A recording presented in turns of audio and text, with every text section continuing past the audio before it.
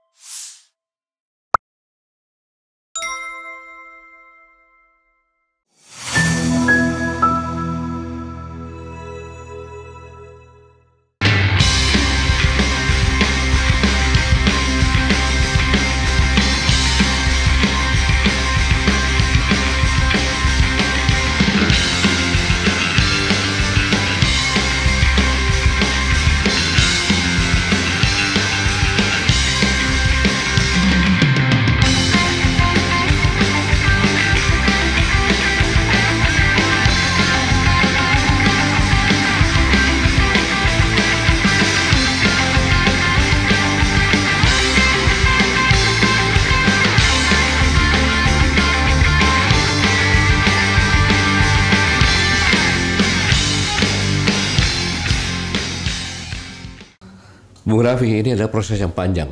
Ya. Proses yang panjang dan terorganisasi, direncanakan dengan sistematis, berkelanjutan.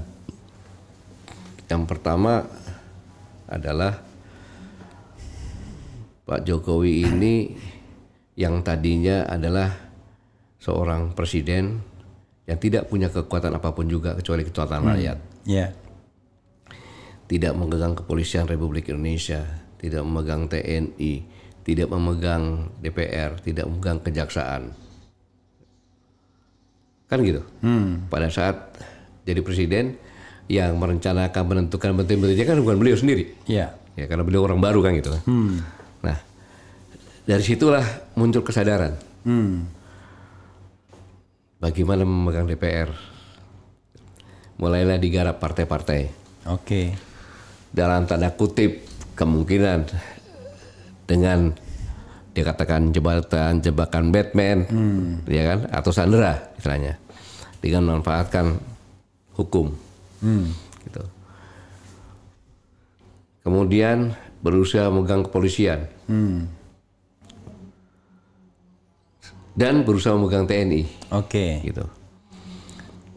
Paling tidak untuk dua hal ini kelihatan betul Kapolri dan Panglima TNI harus melalui saringan ketat istana, preferensi istana yang main ya. Bukan hanya tingkat itu sekarang, Ay. ke bawah juga. Oke. Saya mendengar dengan pejabat setingkat bintang 4 Ya.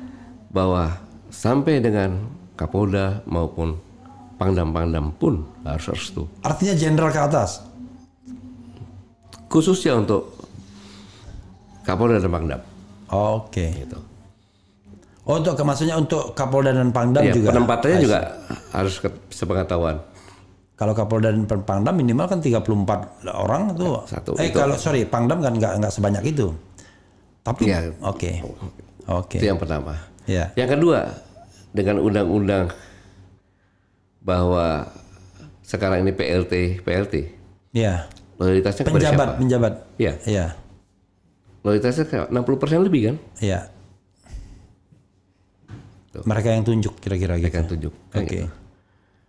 Terus yang lebih penting lagi, ya kan, KPK yang tadinya organisasi di luar struktur kan gitu kan, sekarang kan sudah masuk dalam eksekutif. Iya.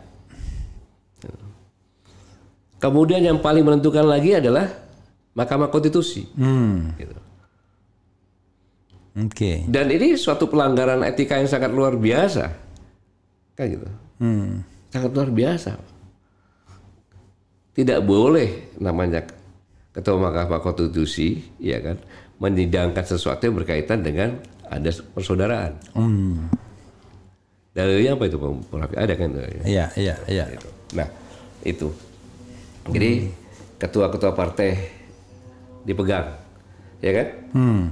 Golkar dipegang, ya, PKP dipegang, PAN dipegang, Gerindra dipegang. Iya.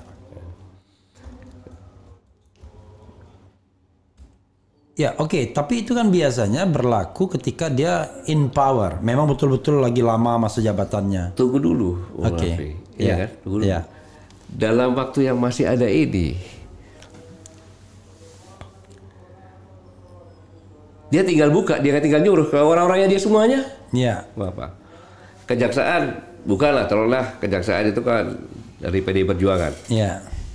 Tapi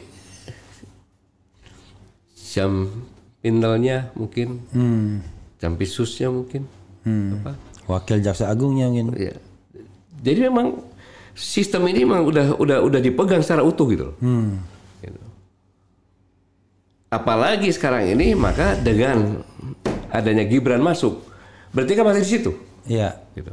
Iya. Itulah yang membuat bagaimana caranya bahwa kekuatannya tidak berubah gitu.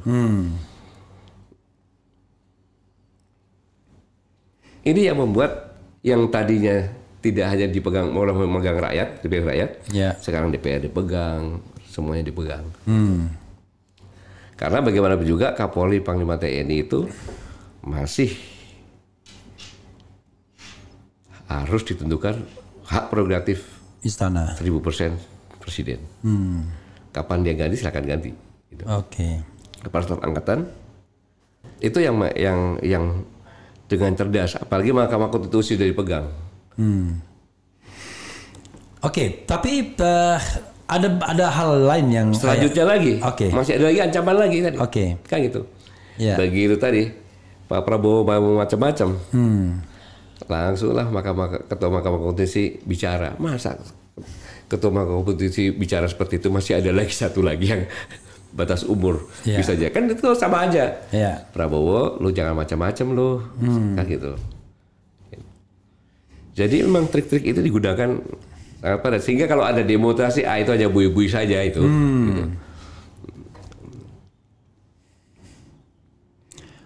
Oke, iya, walaupun saya juga masih merasa heran juga. Oke, dia cengkram semua ya, tapi maksudnya kok cengkraman itu masih efektif? Kalau masih ada efektif, kan masih presiden, masih beliau. Ya, apapun bisa dirubah. Tapi biasanya ya memang, tetapi biasanya kan orang kalau sudah ada presiden yang baru, dia melipir dia. Begini, jangan samakan dengan presiden-presiden yang lalu gitu. Oke.